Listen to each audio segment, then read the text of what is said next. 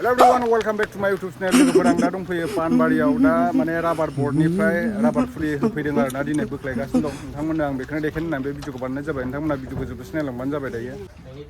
राबार फुलि बोख्लायगासिनो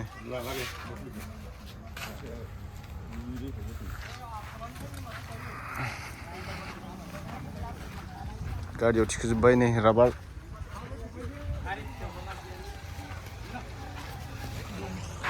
खैस' दाल आदै 820 820 एथिं बोख्लायजोब्बाय नै पलि बेग गोजा गासिबो बरिया बरिया फुलिया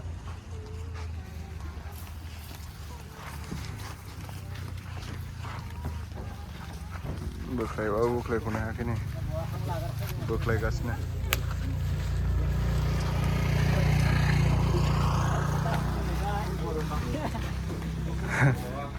आदैना खैदाल आरायस' तीन खै बिगा जागोन आरायस' बा 4.5 बिगा 60 दाल जायो नालाय बिगायाव 15 बाय 15 बरिया बरियानो फुलिया माहानि आदैयालाय बायथालियाव गायहैनोसै गायनानै ला मोजांसो थांनाय बोसोराव गायनायमोन नामा देरबायना फुलिया आरो एसे नांबावगौ जादों बेखौ लाबाय ट्रेनिं लाबायना लायाखै ट्रेनिं लाबायना बे गोलाव ट्रेनिंखौ मोनाखै 8 दिननिखौ मोनाखैना सानथामनिखौ मोनबाय आरो न' थिगानो उनाव लानो हागोन थिगानो नै राबारनि मालिकआ राबारनि फैसा बेंकनिबो मेनेजार सोर जाख'बावनोलै इसाक हिनजावलाया मालाया हा सोरबाफोर फसायबा बुंहरखा उन्दु उन्दु मोनजागोन ना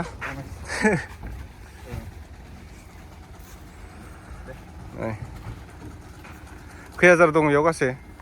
लोगोफोर आं दा दंफैयो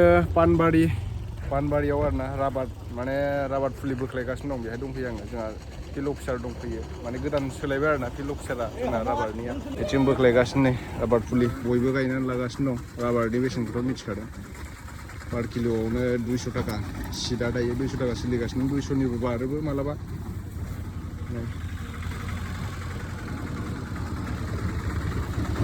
फिल्ड ऑफिसर नैबेनो आरोना सारा सोलायबाय ये हमारा सर राबार बोर्ड से आया है फील्ड ऑफिसर है अभी उदलगुरी डिस्ट्रिक्ट का वैसे आप कितना महीना हो गया सर इधर आते हुए मैं उदलगुरी डिस्ट्रिक्ट फील्ड ऑफिसर हाँ अभी ज्वाइन किया मेरे को 2 मंथ हो गया इधर आते हुए और इधर ग्रोथ्स बहुत अच्छा है है ना और बागान भी बहुत अच्छा है मेच्योर पेड़ भी है इधर हाँ और सभी एक्टिवली काम कर रहा है इधर हाँ थैंक यू अभी आज कितना आया है एक गाड़ी में आज जो इस गाड़ी में आया है 6550 इससे पहले भी और आया था हाँ इससे पहले और आया पहले इधर पूरा टोटल 40,000 समथिंग अभी इस साल को मतलब डिस्ट्रीब्यूट किया है आपने हाँ इस साल डिस्ट्रीब्यूट चल रहा है हाँ ठीक है अभी और चलेगा हाँ सर से मिलके बहुत अच्छा लगा पहले तो दूसरा मैम था पिंकी डिमाड़ी बोल के मैम एक था वो ट्रांसफर हो गया अभी फील्ड ऑफिसर हाँ वो अभी उनका ट्रांसफर बोको में हुआ अभी उनका प्रमोशन भी हो गया हाँ एडीओ बन गया ठीक है सर अभी इधर मैडम का भी बहुत कंट्रीब्यूशन है इधर प्लांटेशन डेवलप करने में बहुत इधर 10 इयर्स मैडम रहा बहुत डेवलप किया है इधर और मैं सभी रबर बोर्ड के ऑफिसर हैं बहुत बहुत धन्यवाद देता हूँ जो बहुत अच्छा काम कर रहे हैं और मैं भी आगे बहुत अच्छा काम करने की कोशिश करूँगा थैंक यू ठीक है सर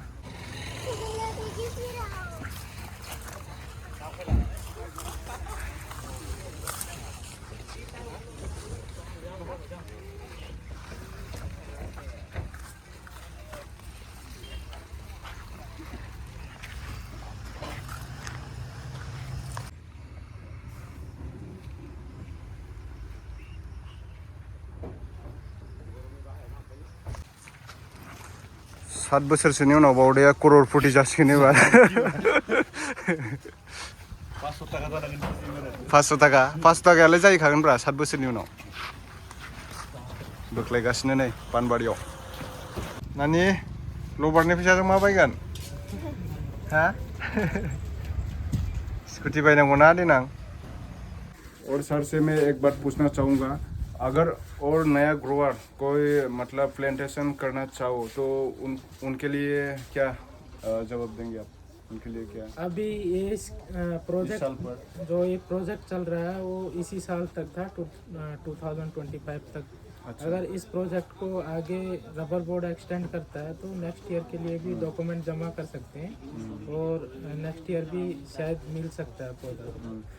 अभी कोई इन्फॉर्मेशन नहीं है। इन्फॉर्मेशन आने से मैं बता दूंगा। ठीक है सर तो अभी जो रबर का प्लांटेशन दे रहा है वो फ्री में ही दे रहा है ना अभी रबर बोर्ड की तरफ से एकदम फ्री ऑफ कॉस्ट है। जब पॉलीबैग प्लांट है उसका कॉस्ट है इंक्लूडिंग ट्रांसपोर्टेशन 85 रुपीज़ है और एक ग्रोवर्स को सभी को फ्री में दे रहा है। एक ग्रोवर्स को 80 पौधा मिलता है और इसके साथ अभी तो सब्सिडी नहीं बंद कर दिया है रबर बोर्ड ने। अगर कुछ फ्यूचर में सब्सिडी देता है तो रबर बोर्ड इन्फॉर्मेशन देगा। तो नोंथांमोना मिथिखाबायानो दायो माने फुलिखौ फ्रियावनो होगासिनो दं आरोना 2025 सिम दा जिनाखि सोलिगासिनो दं दायो फ्रि होगासिनो बिनि उनाव होगोना होला मिथिथ'ला नेक्स्ट इयाराव फुलिखौ फ्रि मोनाबो जानो हागौ आरोना जायफोरा गायनो गोसो नोंथांमोना आंखौ कन्टेक्ट खालामबानो जाबाय बा सारखौ कन्टेक्ट खालामनो हागोन। सिगांनिफ्रायनो आङो राबारनि भिडिअ होबोगासिनो दं नालाय सिगाङाव जोंना फिल्ड अफिसारा पिंकि दैमारि मेममोन दायो ट्रेन्सफार जाबाय बियो एडिअ जाबाय दा माने प्रमोसन जाबाय नालाय दा गोदान दंफैयो जोंहा सार का वैसे घर कहाँ पर था मेरा घर राजस्थान में राजस्थाननिफ्राय फैदों आरो सारा दा जोंनि उदालगुरि डिस्ट्रिक्टनि फिल्ड अफिसार आरोना राबार बोर्डनि बहुत अच्छा लगा सर से मिलके थैंक यू तो also I am thankful for Demu. He is making good video and promoting to growers for rubber plantation. Thank you so much. Thank you sir. तो नोंथांमोना जायफोर माने गायनो गोसो कन्टेक्ट खालामबानो जाबाय आरोना तो बे भिडिअखौ जेसेबां हायो शेयार खालामबानो जाबाय दिनैनि भिडिअआ एसेनोसै नेक्स्ट भिडिअ थाबैनो लोगो मोनफिनगोन बाय बाय।